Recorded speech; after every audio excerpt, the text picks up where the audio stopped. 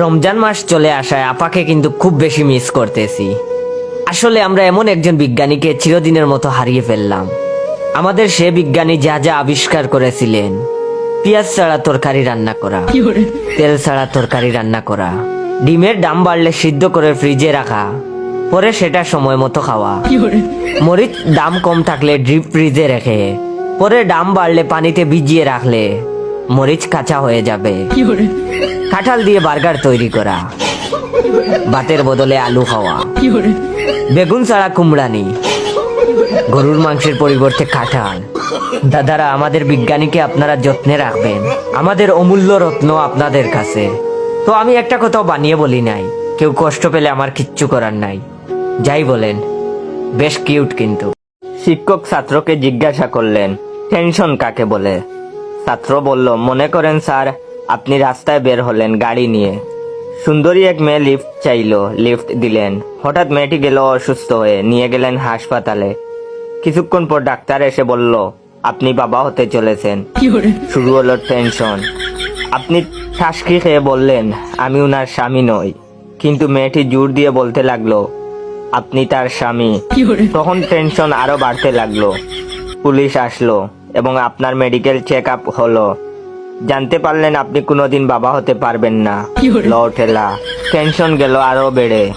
হাত পা ছেড়ে হাসপাতালের বাইরে এসে চিন্তা করতে লাগলেন, গড়ে 2 বাচ্চা, তাহলে ওইগুলা কার? এটাই হলো আসল টেনশন স্যার। বাংলাদেশের বিভিন্ন জায়গা চিনবেন যেভাবে, অবশ্যই ভিডিওটা সম্পূর্ণ দেখবেন এন্ড ভালো লাগলে আমার অরিজিনাল পেজ ইওর জয়কে ফলো দিয়ে রাখবেন আর ভিডিওটা শেয়ার করে দিবেন। দুজন লোক মারপিট করছে, তৃতীয় ব্যক্তি এলো, দেখলো, চলে গেল, তাহলে ভাই এটা রংপুর। দুজন লোক মারপিট করছে, তৃতীয় ব্যক্তি এলো, মারপিট থামাতে গেল, প্রথম দুজন এক হয়ে তৃতীয় লোককে ধরে পিটিয়ে দিল, বুঝবেন ভাই আপনি কুমিল্লায় আছেন।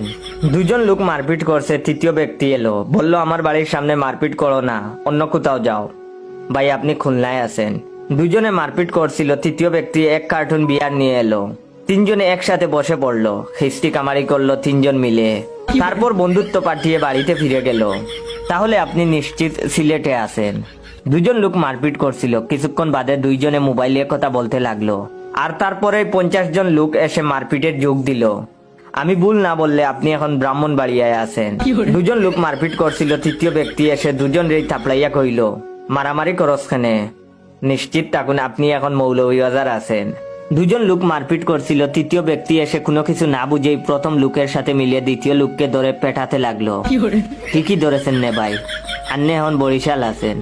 যদি দেখেন রাস্তায় 2 জন মারামারি করতেছে আর 4 দোকান থেকে আরো 4-5 জন গিয়ে ওই 2 জনকে গণদুলাই দিয়ে 2 টাকাই হাসপাতালে পাঠায়, তাহলে বুঝে নিবেন আপনি এখন ময়মনসিংহ এসেছেন। একটি দূরপাল্লার ট্রেনে এক ভদ্রলোক এবং এক ভদ্র মহিলা এসি ফার্স্ট ক্লাসের একটি কুপে রিজার্ভেশন পেয়েছেন। প্রথমে 2 জন কিছুক্ষণ উসকুস করলেও ট্রেন ছেড়ে দেওয়ার পর তারা যে যার জায়গায় শুয়ে পড়লেন। দুজনেই খুব ক্লান্ত থাকায় অল্পক্ষণের মধ্যেই তারা ঘুমিয়ে পড়লেন। ভদ্রলোক উপরের বার্টে আর ভদ্র মহিলা নিচের বার্টে।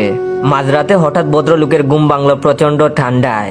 তিনি একটু ইতস্তত করে ভদ্র মহিলাকে ঘুম থেকে জাগিয়ে বললেন, দেখুন কিছু মনে করবেন না, আমার ভীষণ ঠান্ডা লাগছে, আপনি কি দয়া করে আমার সুটকেসে রাখা কম্বলটা বের করে আমায় দেবেন? ভদ্র মহিলা তখন উত্তরে বললেন, আমার কাছে আরো ভালো একটা আইডিয়া আছে। তখন ভদ্রলোক বললেন, কি আইডিয়া বললেন তো শুনি।